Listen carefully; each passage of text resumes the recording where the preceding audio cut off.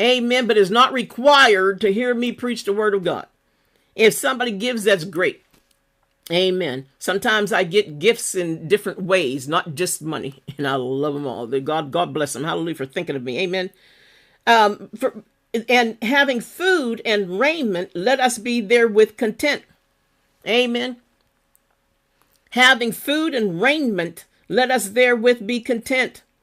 Jesus even sent the apostles out and told them, don't take it, neither script nor purse or nothing. Nothing. No money. Don't take anything with you, because Jesus said people are going to give you whatever you need. God's going to use people to give you whatever you need. And every time I had a need, any kind of need, God used somebody to give me what I needed. Amen. I don't have to go out there and sign in blood my soul away because I need this much money and that much money or what have you. God sends somebody every time. Hallelujah. He takes good care of me. Hallelujah. But they that will be rich fall into temptation and a snare and into many foolish and hurtful lusts, which drown men in destruction and perdition. And we're seeing it today. Every time you turn on a TV, every time you put on your computer, your phone, or what have you, what are you seeing? That certain case.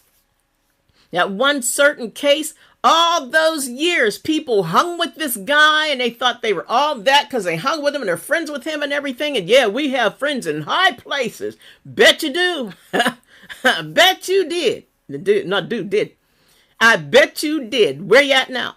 Now, all of them are scampering, trying to leave America. Some of them leave America. One of them left America and went to Ireland. Ireland sent her back.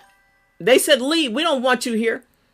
They're leaving America because they thought they were all that in a bag of chips because they had money and fortune and fame. And it's all going down. It's crumbling. Did you ever try to pour brown sugar, or the dark brown sugar, especially, into a container, and it just crumbles. It just crumbles down. It smoothly crumbles down into the bowl. And that's what's happening to them.